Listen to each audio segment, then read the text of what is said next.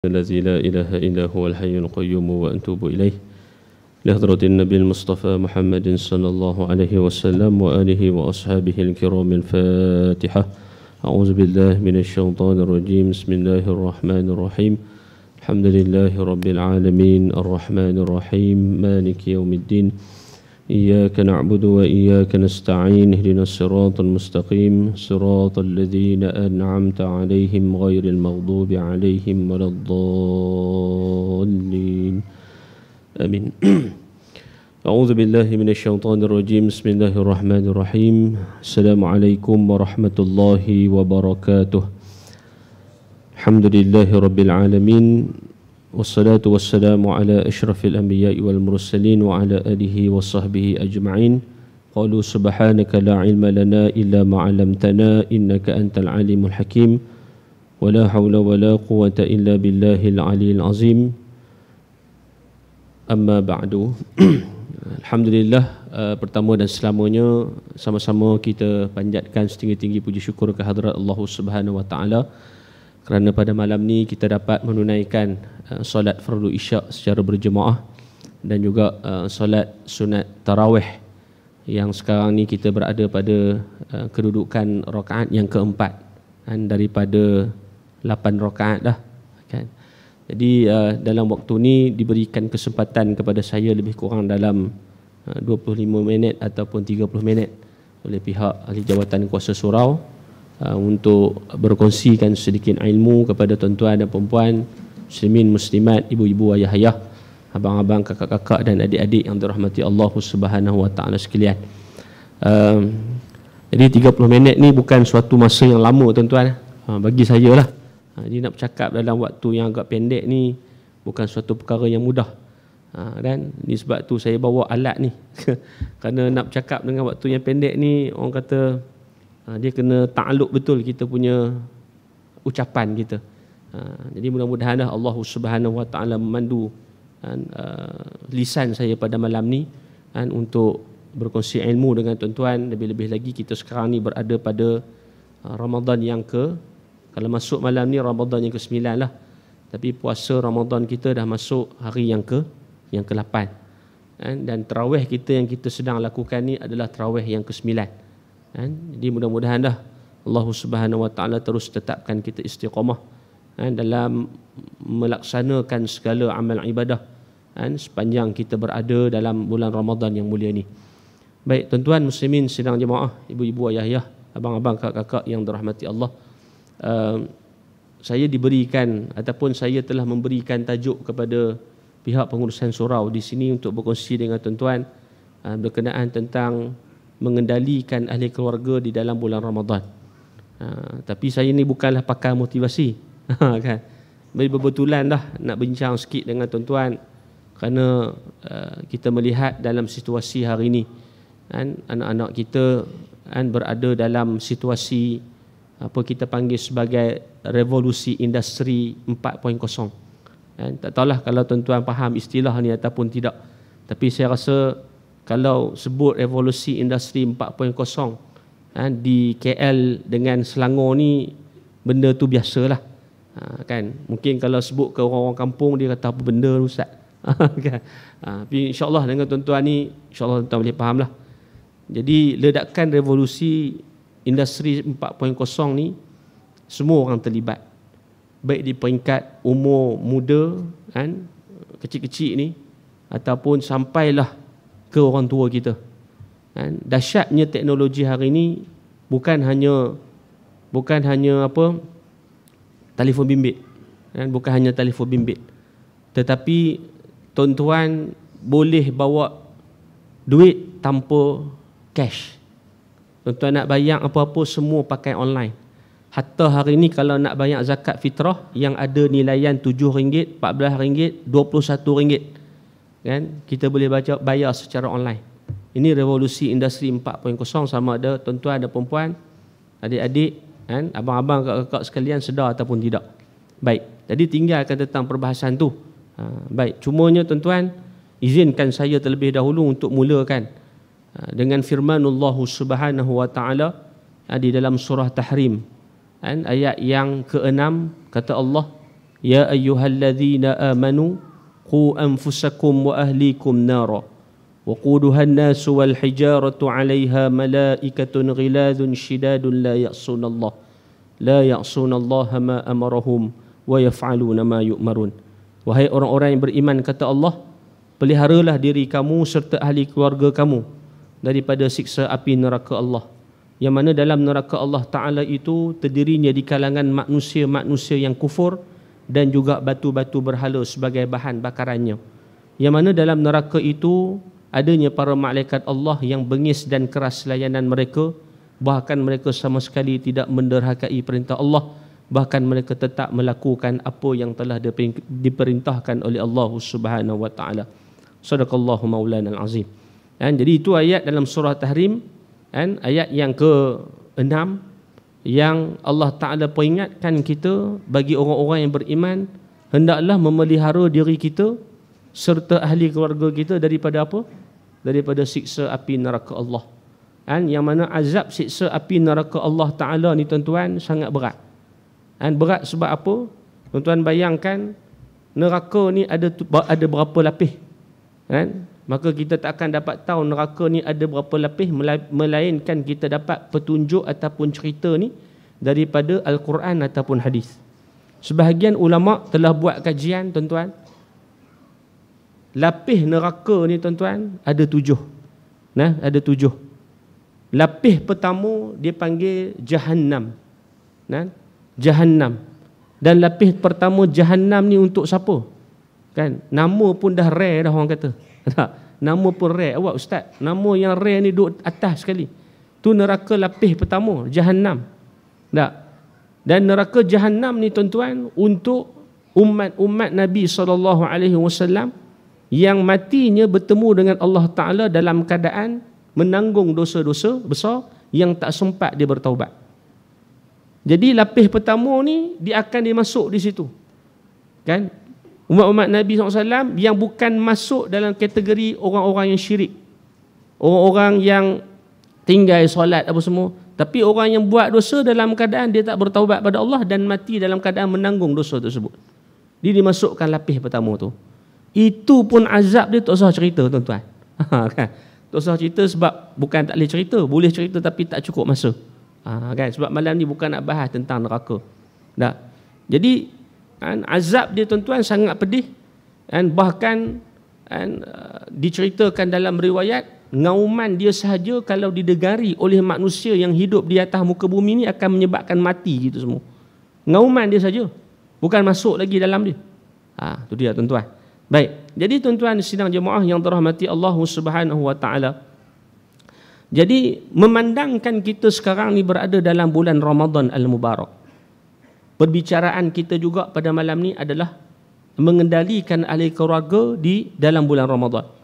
Jadi saya terdetik untuk berkongsi dengan tuan-tuan dalam usaha kita untuk mendidik ahli keluarga kita, khususnya anak-anak kita yang sedang membesar ni tuan-tuan. Yang tadi saya ada kait tentang revolusi industri 4.0 yang hari ini juga anak-anak kita yang kecil-kecil ni akan terlibat. Sebab tu ibu-ibu, ayah-ayah tolong ambil perhatian sungguh-sungguh dan tolong ambil orang kata peka dengan keadaan sekeliling kita. Mungkin hari ini usaha kita hantar anak kita pergi situ, anak kita pergi sini, anak kita masuk universiti tu, anak kita masuk kolej ni. Tapi ancaman revolusi industri hari ini, kemajuan teknologi hari ini sedikit sebanyak akan memberi kesan pengaruh kepada anak-anak kita dalam situasi mereka ni sedang meningkat dewasa. Tuan-tuan, ibu-ibu, ayah-ayah, mungkin zaman tahun 70-an kita tak sama dah dengan zaman sekarang. Zaman 80-an dulu kita tak sama. Saya duduk sekolah tahfiz zaman sekarang dia tak sama budak-budak tahfiz sekarang zaman sekarang. Tak sama tuan-tuan. Tak. Dan zaman sekarang ni ibu-ibu, ayah-ayah, jangan duk perasan anak-anak kita duk layan tengok TV 1, 2, TV 3, TV 4. TV 4 tak ada. Astro apa?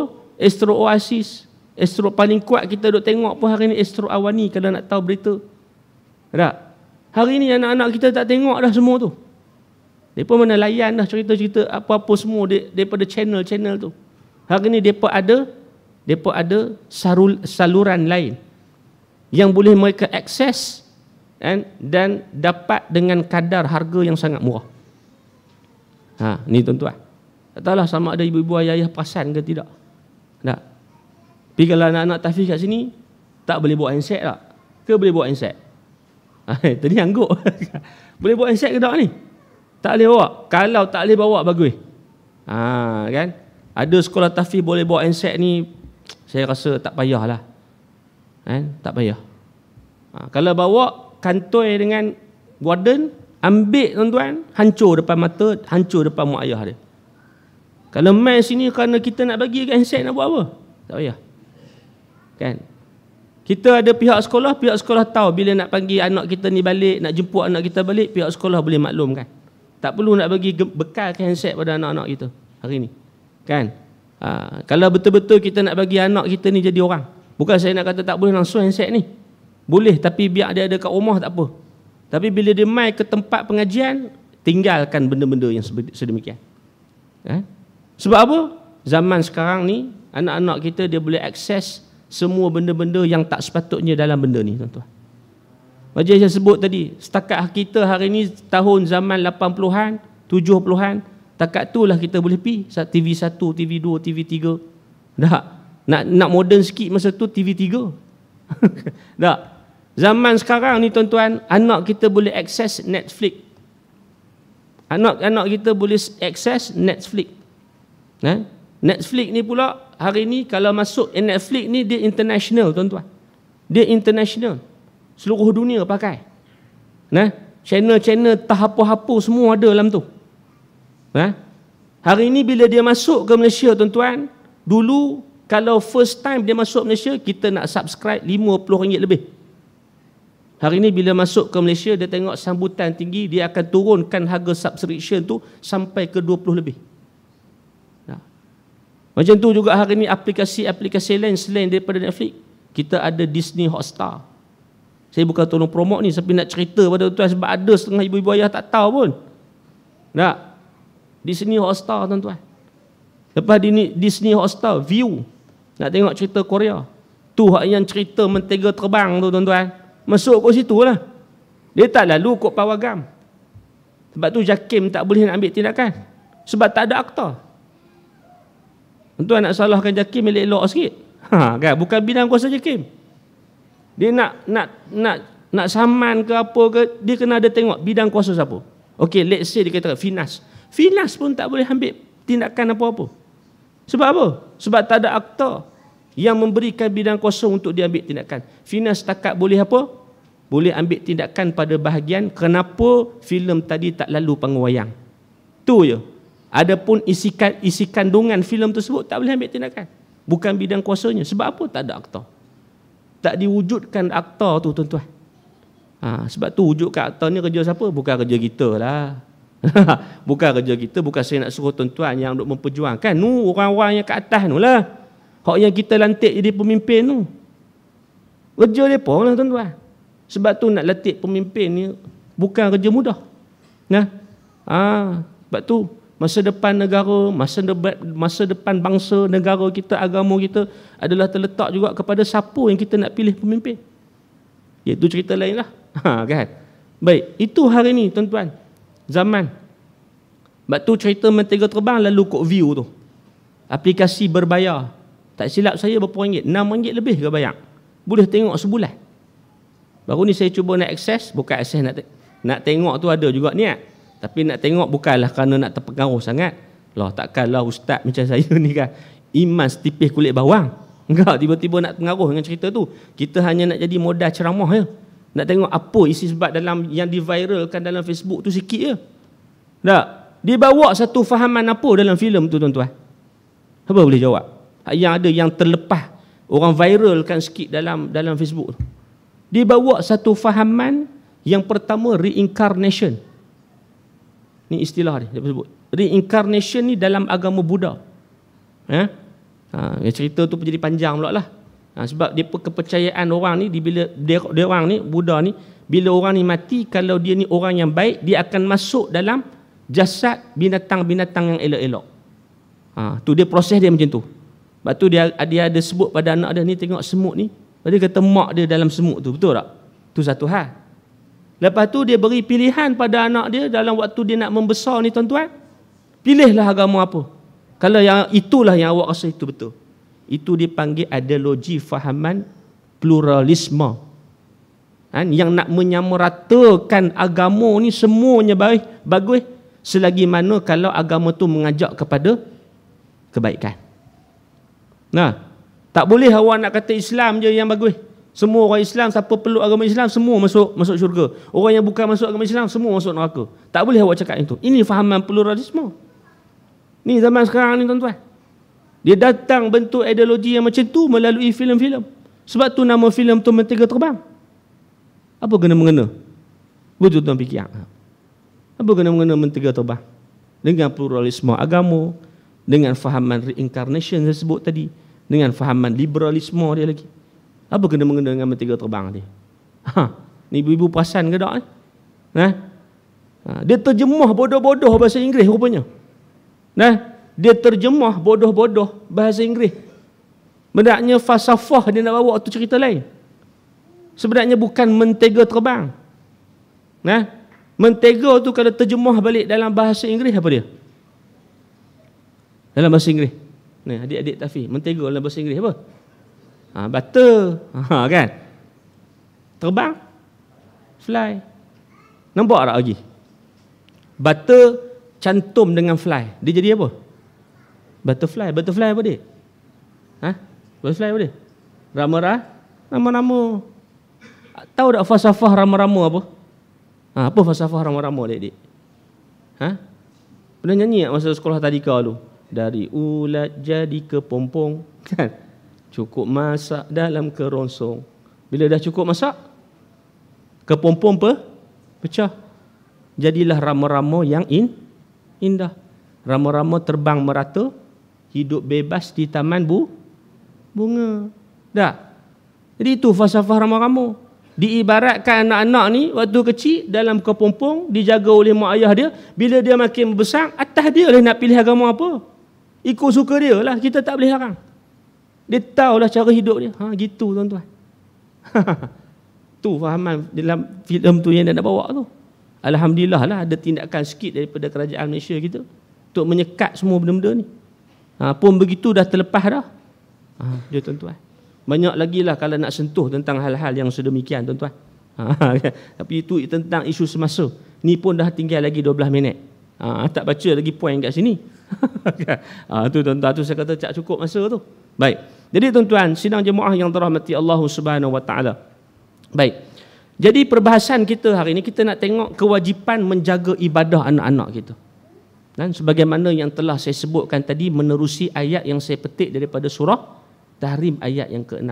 Allah Ta'ala pesan kepada kita, wahai orang-orang yang beriman, peliharalah diri kamu serta ahli keluarga kamu. Sebab apa pelihara diri kita dulu? Mana taknya kalau tak pelihara diri kita dulu, macam mana nak menyelamatkan ahli keluarga?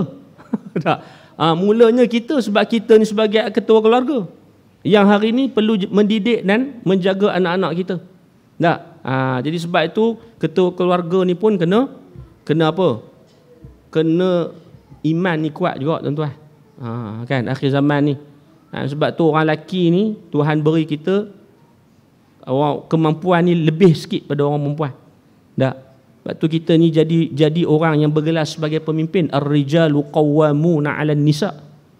Lelaki qawwam ni macam mana? Orang yang kuat ibadah. Tak. Kuat ibadah dalam erti kata bukan ibadah dia semata-mata, tetapi menitik berat juga kepada ahli keluarga yang ada di rumah hari ni.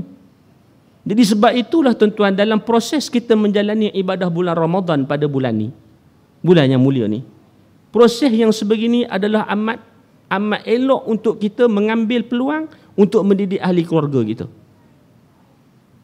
Cukuplah saya cerita tuan-tuan. Tuan-tuan bisa dengar ada hadis Nabi kata apa? Kan? Orang yang berbuka puasa ni Tuhan beri kepada dia 2 kegembiraan. Betul? Ni semua orang bisa dengar hadis ni. Ramai asatizah duk bagi ceramah, dia kata mesti dia akan sebut hadis benda ni. Tapi apa rahsia dia tuan-tuan? Rahsia dia yang pertama, kegembiraan yang pertama adalah saat ketika mana nak berbuka. Dan yang kedua kegembiraan setelah mana nanti pada hari kiamat Bila kita dah masuk syurga, kita akan apa? Melihat Allah. Melihat Allah ni perbahasan panjang lah. Melihat Allah tak semesti dengan butir mata. Lagi duk faham dengan butir mata, dia jadi faham macam mana orang Mu'tazilah. Kan? Tu fahaman Mu'tazilah. Sebab tu dia menafikan melihat Allah di hari kiamat. Sebab dia kata andaian dia konon-konon dia pun ni nak mensucikan Tuhan. Dia kata tak boleh tengok Allah. Mustahil boleh tengok Allah. Sebabnya apa? Kan? Sebab bila tengok Allah, dia akan terarah ke satu tempat. Oh, dia faham kot tu tuan-tuan. Dia faham rupanya bila tengok Allah boleh terarah ke satu tempat. Makna kata tengok tu faham, ikut faham dia kata boleh tengok Tuhan tu guna butir mata.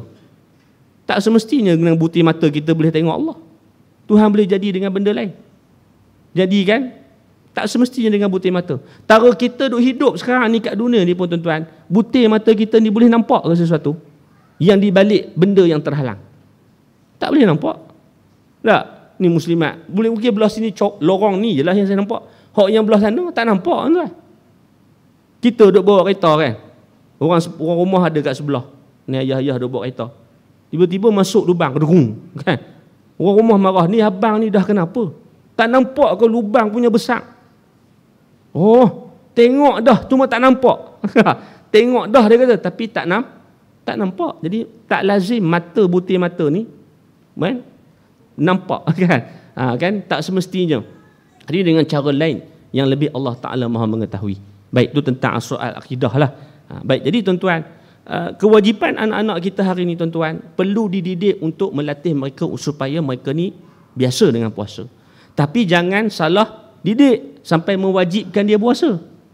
Sebab tu di saat umur dini dia panggil. Umur dini ni di antara berapa? Di antara ulama kata daripada 0 sampai 8 tahun. Baby takkan nak suruh puasa juga. Tak lah. Jadi waktu dia sedang meniti tumbuh saran dia. Kan? Sebab tu anak-anak yang dah masuk ke awal persekolahan, prasekolah kita panggil, antara umur 7 hingga ke 8 tahun, elok untuk dididik supaya dia mula biasa dengan ibadah puasa. Tapi bukan mewajibkan. Jangan salah. Tak. Suruh dia puasa setakat mana dia mampu. Kalau dia nak buka, tak apa. Tak perlu marah-marah ibu-ibu, ayah-ayah. Kan? Jadi biasakan dia untuk berpuasa. Kan? Dan tuan-tuan, kalau kita tengok salah satu daripada contoh yang diperlihatkan di zaman salafus soleh, tuan-tuan. Jangan kata contoh untuk melatih anak-anak puasa ni tak ada. Di zaman salafus soleh ada. Ini berdasarkan hadis yang diriwayatkan oleh Imam Muslim. Hadis yang sahih. Kan? Yang mana satu ketika, yang mana hadis ni daripada Rabi' binti Muawwid radhiyallahu taala anha. Kan? Dia kata apa? Arsala Rasulullah sallallahu alaihi wasallam ghadata Ashura ila qural ansari allati haula al-Madinah. Panjanglah hadis ni, saya terus baca dia punya terjemahan untuk cepat masa ni. Baik, dia kata Rasulullah sallallahu alaihi wasallam telah mengirimkan utusannya pada siang hari di bulan Ashura. Ini hari yang ke-10 Muharram.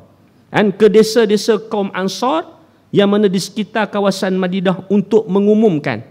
Kan? Maksudnya hadis ini cerita satu hari pernah Nabi SAW hantar seorang wakil untuk pergi ke satu desa yang desa tu didiami oleh ramai orang-orang golongan Ansar.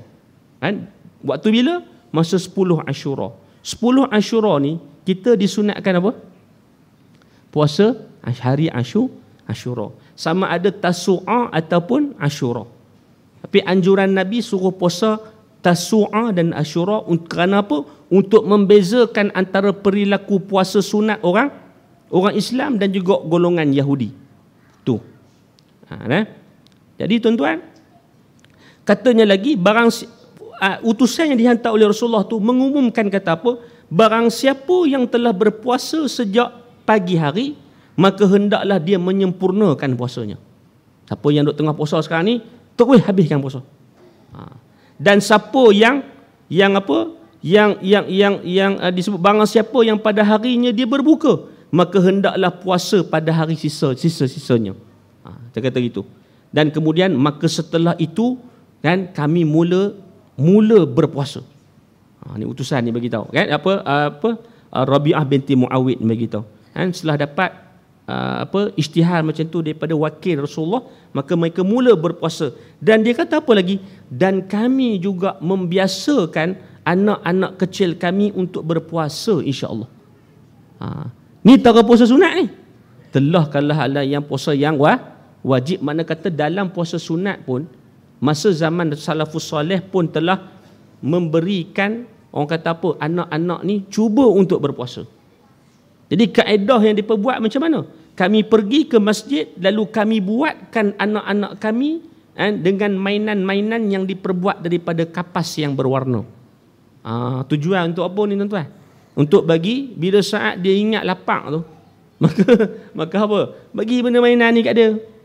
Ni bagi anak-anak kecil lah. Takkan anak 15 tahun nak bagi gitu. Tak payahlah tuan-tuan. Anak 15 tahun ni kita anggap umur balik lah. Dah, umur balik macam adik-adik semua ni. Dah hampir masuk sekolah tahfiz dah, boleh urus diri sendiri. Ni maksud ni anak-anak kecil ni. Kan anak-anak kecil ni yang kata apa, masih lagi dalam usaha nak meniti ke zaman remaja dia. Maka ni waktu kita panggil golden age. Orang putih kata waktu ni golden age. Waktu ni kita nak bentuk anak paling mudah sekali tuan-tuan. Paling mudah. Dan dia mudah untuk dengar arahan kita. Dia beza dengan umur 15 ni. Umur 15 ni kadang-kadang dia ada hak, dia kata dia ada hak kehendak dia sendiri. Kan? Sebab tu cara didikan anak pun berbeza. Saat daripada umur 0 sampai 7. 7 sampai 15. 15 sampai 20, 25 ke, kan? Ada dia punya fasa-fasa dia yang perlu diubah. Sebab tu saya ingat saya waktu start umur 15 tuan-tuan. Waktu umur 15 kita tak boleh didik anak kita cara macam mana umur 7 sampai 14 tahun. Tak boleh waktu tu. Kan? Dia kena berkawan. Tu sebab tu orang kata apa, proses. Bahkan Sayyidina Ali pernah sebut, didiklah anak kamu mengikut zaman dia. Mengikut zaman dia. Jangan ikut zaman kita 80, zaman 80-an, 70-an, 60-an, tak sama dah tuan-tuan. Kan? Sebab tu kalau apa yang dia diperlukan hari ni, walaupun hari ni tadi saya mulakan handset ni jangan dibawa bagi golongan penuntut ilmu lah. Tapi kalau anak-anak kita balik rumah, dia ada sikit nak kena hiburan, boleh bagi. Sebab kalau tak bagi pun nanti sampai bila anak kita nak duduk bawah kita, satu hari kita kena lepas dia. Kita kena lepas dia. Tak, betul tak? Paling tidak nanti dia masuk universiti, dia duduk yang kita tak. Kadang-kadang sebulan sekali dia balik rumah. Dia ada waktu dia akan tak bersama dengan kita. Jadi kalau duduk kongkong sangat pun, satu hari nanti dia akan berberontak. Dia jumpa benda-benda yang dengan kawan-kawan. Kawan-kawan tu pula kita tak tahu macam mana kawannya dia berkawan. Tak? Dia jumpa kawan-kawan yang tak ketahuan ni tuan-tuan. Dia kata, rupanya kenapa mak ayah aku tak bagi tahu aku benda ni dulu. Dia dapat tuan-tuan lagi bahaya. Disebab itu boleh bagi, tapi dalam keadaan terkawal, demi menjamin masa depan anak-anak kita nanti tuan-tuan. Jadi gitulah. Sebenarnya saya tak sempat nak kongsi metod melatih anak-anak kita berpuasa ni. Banyak disebut oleh para alim ulama. Kalau kat sini ada lebih kurang 11 metod cara. Tapi masa yang diberikan ni agak dah nak habis dah tuan-tuan, tinggal 1 minit lagi, berapa saat saja lagi. Jadi cukuplah sekadar itu tuan-tuan. Mudah-mudahan insya-Allah sedikit perkongsian ilmu kita ini sedikit sebanyak dapat memberikan kita kesedaran dan juga usaha untuk kita terus mentarbiah dan mendidik anak-anak kita hari ini, lebih-lebih lagi di dunia yang penuh dengan pancaroba ini insya-Allah. Jadi cukup sekadar itu. Aku qouli hadza wa astaghfirullahal azim. Billahi taufiq wal hidayah. Assalamualaikum warahmatullahi wabarakatuh.